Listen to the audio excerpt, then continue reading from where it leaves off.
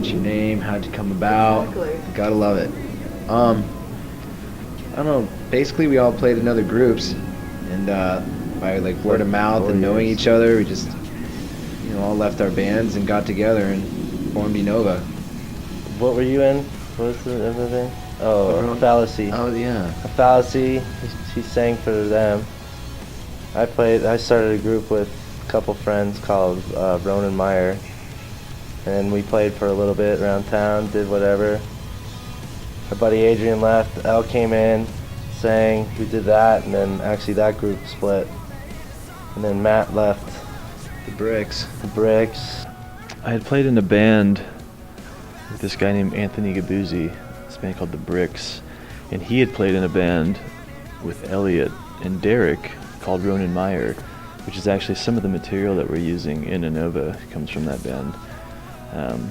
So when they were deciding to put the band back together, they needed a bass player, and Anthony and I had worked together before in the past, so they called me up, and the rest is history, I guess.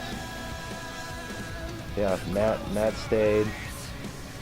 Then we got He brought over Anthony. Yeah, brought over our buddy Anthony who played drums and stuff. Mighty Mouse. Anthony the drummer, he's just Greek and very hairy. Wears his hair in a ponytail. He looks like he should be walking on a beach wearing a Speedo at all times, just creeping people out. He's a very quiet human being. Yeah. But and he's a pretty good drummer. I'll give him that, though. We weren't fond of each other. Well, I wasn't fond of him because I was like this 9-minute song of just bullshit, and it's like, I thought it'd be awesome for a band to be like that. And then he comes in one day and I had this song and he tears it apart, like down to 3 minutes, and he's like, check this out, sing this part. I'm like, listen, motherfucker, I don't sing. Well, just say, oh. And I was like, okay. So I did that, and he like sang a part, and we had a verse, chorus, bridge, chorus. I was like, oh, that's how it's supposed to be written, huh? So that's what happened. And I was like, no, get this fucking guy out of here. Just brought a little structure to the mix. Yeah, can I cuss on this? I mean, Yeah, man. all right. Derek's an amazing guitar player and very funny. One of the nicest guys I've ever met in my life. Super funny to be around. He's very, he's a melodic person too, but he's probably one of the best songwriters I've ever played with, and someone that can give you direction and feel in a different way than you would ever think.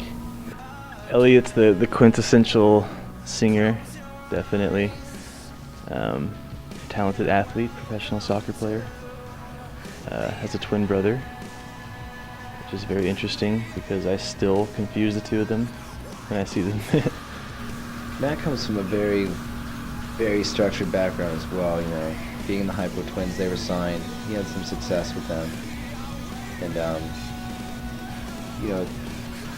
honestly, Matt comes from like a pop background that loves to rock and he listens to all kind of music. So his songwriting capability and everything, and his influence that he brings in, is definitely something that's you'll see shining in our new songs as well.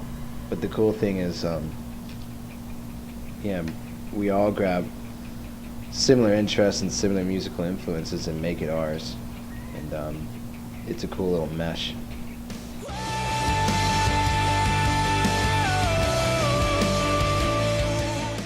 As far as the band's concerned, I mean, we tend to lean towards the raw kind of sound, that raw vibe, very Deftone-ish, very Chevelle, Tool, because that's a very independent sound, and you can do whatever you want with it. You could write an album of anything and still be labeled as that kind of genre, and be able to do whatever you want instead of just being straight metal or being straight jazz, or you can add all those influences into the music and still be a mainstream act, even though we don't try to pursue a mainstream goal. We do what we like, and we like to harmonize, and we like to sing, and we like things you can remember, and things that give you the goosebumps when you write it, you know? Yeah. And it tends to just go that way as a radio. You know, our influences, they're heavy and melodic, and so that has so many, you know, attributes that come into their music, and so, like Chevelle, Incubus, Deftones, they all catch our ears with, Yeah. something that we all admire very much so, and that's what we want to do with our music, you know. And I started playing, the first songs I learned were like Creedence Clearwater, Yeah, this dude's a heavy Marshall guy. Tucker, Slayer. Slayer, Metallica, all that stuff, you know. Once I started listening to a lot of David Gilmour and Jeff Beck, and, you know, that's about it as far as my influences. Matt's are probably completely different. I definitely grew up on a lot like poppier stuff, I think, than anyone else in the band, for sure. Like I was really into like Blink-182 and stuff like that when I was in high school. A lot of like the Southern California punk rock stuff. That's really what got me into music, was just how accessible punk rock was, because it was so lack of talent, 3 chords and just sloppy and whatever else. It just seemed really easy to do. But then as I got older, I think I kind of, like most people, grew out of it and started getting into a little like music with a little more depth, I suppose. So it's kind of led me to here. I was 12 or 13. I got my first Ibanez acoustic. My mom bought it for me, and I was playing song. I learned chords first by myself and didn't get any lessons because my brother was actually taking lessons, and they were teaching him like Mary Had a Little Lamb and stuff, and I was like, I want to learn Domination by Pantera. Can you show me how to do that? I started playing guitar. Well, I got my first guitar when I was 11, and I played it for like 3 days, and I gave up on it. And then about 4 years later, I dug it out. So about 15, I think I started, and I dug it out and actually like just tried doing it for real. And it took me a while to learn because I didn't know anyone. Like I grew up in a small town in Iowa, and no one played guitar there. Like no one played it. There's no bands, anything like that. I mean, it was in the middle of cornfields and farms and factories and whatnot. So just really like had to self-teach myself. I'd go to like On Cue or whatever the record store was in Albert Lee, Minnesota, and buy these like crappy VHS tapes, like play like Metallica, play like, you know, Linkin Park or whatever, play like Blink-182. And I would just like try to learn how to do things, and like I was doing things wrong. I would like string the guitar wrong. I didn't know how to palm mute. I was using my left hand instead of my right, but I figured it out as I went, and then taught myself how to play drums and bass and piano, and started doing these terrible little recordings on a 4-track tape, like little Tascam thing I got from a musician's friend, and then I ended up moving to Minneapolis, and I went to school for recording and whatnot. And that's when I really got like a proper education, I guess. But I played a lot of acoustic songs, and my dad listened to a lot of Southern rock, and I learned that really quick, and then got a 4-track and I started recording on that. But yeah, I've been doing music since then, and it's pretty much never gonna lose my attention span. Yeah, I don't think I'm ever not gonna play. I mean, yes, I have my moments where there's times in my life where I don't even want to touch it because there's other things I want to do. But You should hear this guy's voicemail. Rock. oh, it's terrible. Rock. Yeah, it's been on there since I was 12, I think. Yeah. No, that's not true, but yeah, I was pretty young. How old are you? I was about the same age. You did LA too. Yeah, I was in LA for a while. I think I started singing roughly when I was like 13, 14 years old. The guitar player in my very first group, Fallacy, basically we played soccer together, and he basically invited me over one day. He was playing some songs like Metallica and some newer stuff, I guess, Creed at the time, and some Godsmack, Nirvana. No, you're 311, right? Yeah, You're all but no, 311. see, we Incubus. eventually we moved You into got that to that. funk band. At first, it was like 90s kind of cover shit that we do, and but then he introduced me to Incubus and 311 and like funky, West Coast kind of the great bands from the West Coast, and So then we started getting really into that. And that band went a long ways. So yeah, about 14 started. And here I am, here and now. I'm falling.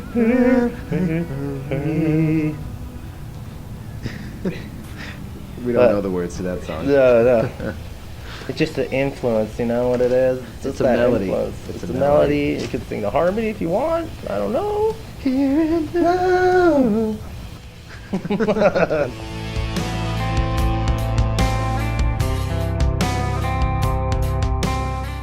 I work a lot, which kind of sucks.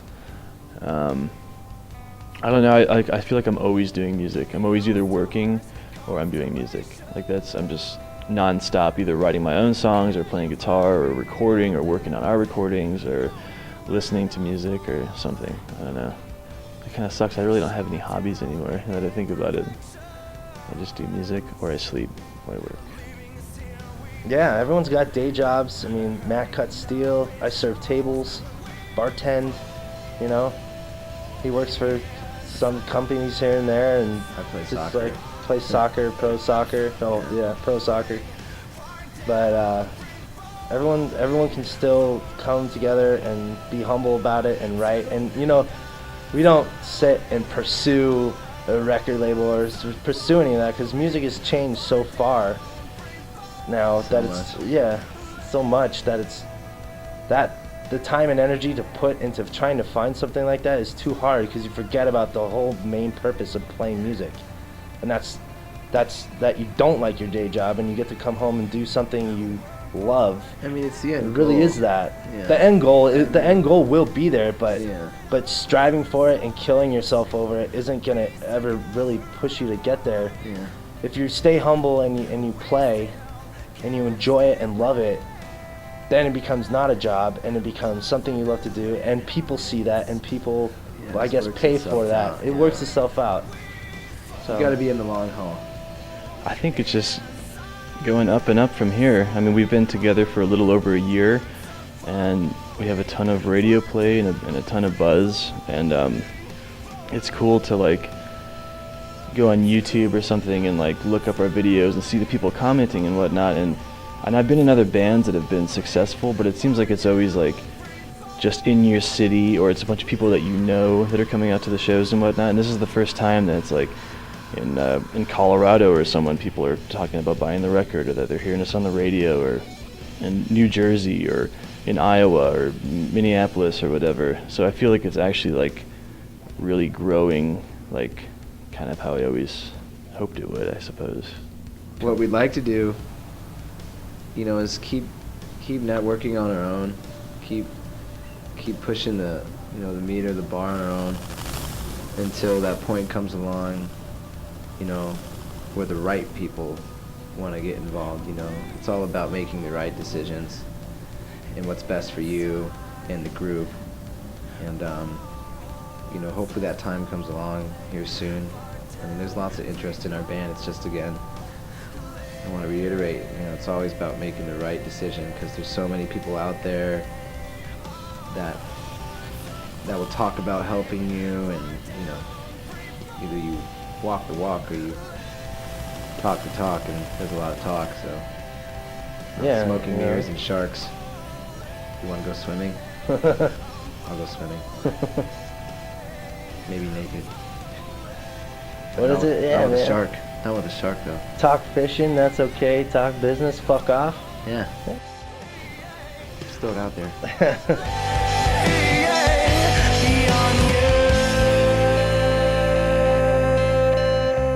Yeah, it's Wow. better than a Yukon from here to Wisconsin. I'll tell you that. It's better than a navigator. I'd like to, a navigator. It'd be nice to sleep without my legs going numb. Yeah, we got some stories there. Yeah, More than likely you'll see those. yeah, those are on tape. So Somewhere. yeah, I think maybe.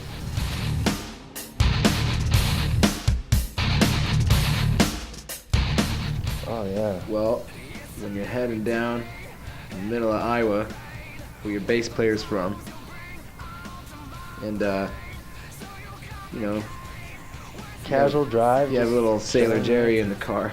Oh yeah. And you go to pass it to him, but he's not there. And the window's down. And you're wondering where he went. And wait, where'd Matt go? Oh, Matt's on top of the car. Yeah. Going at 80 miles per hour with the trailer. Team Well, that's wolf. great. So I'm pretty calm, like pretty much always, I would say. But once in a while, I get liquid courage. And I don't remember what we were doing. We were driving through Iowa, I believe. I think it was Iowa. Or the state just south of it. I should know that because I grew up in Iowa. I don't know what state that is. But we were drinking Sailor Jerry, and we started off calm and everything was good. And then about halfway through the bottle, at one point, I thought it would just be a good idea to roll down the window and climb out on top of the truck going down the road. Well, yeah, this is what they do in Iowa because they don't have basketball courts or anything else, you know, to go extracurricular activities. We ride on top of cars. I've never seen that before, by the way, mind you. Well, and the only reason we really knew Matt was there is because when we came to a stop, he went sliding off the front. Yeah, he slid off the front. The first instinct of the driver was to slam on the brakes. It's probably the worst thing that could possibly happen. Because I started sliding down the front, and I'm like at the front, like on the grill, like looking at the road, looking back, and then he's hitting the brakes even more because he's freaked out. And I was like about to go off and like get run over. And then they stopped, and I kind of like rolled off to a nice little stop. And then I think I got tackled into the ditch because they were upset with me. But it ended up being a really fun time though. It got out of hand quick. That was the second trip. First Oh. trip's even better. Like, so, just so you know, we don't drink and drive when we're touring. We just set Someone's our- always sober, and Yeah. we don't ever promote drinking and driving. But, Don't drink and drive. yeah. But, you know, the first trip, our tech, Mark, Oh yeah. was sitting shotgun, and we had some more Sailor Jerry, sponsor. Oh man. But we get pulled over, and the cop reaches his head into the passenger window, and he's like, "Man, you guys all drinking back there?" We're like, "Yeah." And he's Yeah. like, "Well, just as long as the driver's not drinking, we're good here."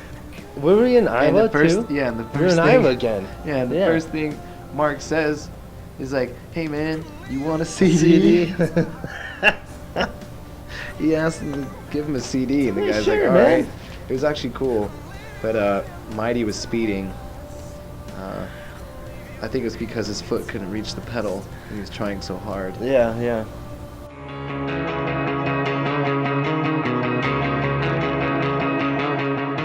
You know what? It was one of those things. It was like thrown out there, and it just stuck with everyone. I think that was Elliot. Elliot was kind of toying around with a few. He had kind of like this vision of like, It wasn't really like, "Hey man, let's think too hard about it. Let's throw a name out there," and everyone's like, "I like that." I think it was like space or something. I don't know. I remember him explaining it to me, and I was just like, you know, like, yeah, that's cool, man. I like it. I think the meaning behind it is, or at least what his initial thing was a situation with like an unlimited amount of outcomes, basically. Yeah, this next year is gonna be awesome. So Lots of tweet it, stuff. Facebook it, Enova Music. Enova Music. It's And, gonna be awesome. spread Check the good us word out later yeah. this year, January Spread the good word. 2013 through December 2013. That's us, right in between there. It's our year. Come out, rock out. Bring your mom, bring your pops, bring your brother, sister, sister's aunt and roommate. Nephews. Yeah. Yeah, it's good stuff. So, cool. I'm Derek, guitar player of Enova. Elliot, lead vocalist, Enova.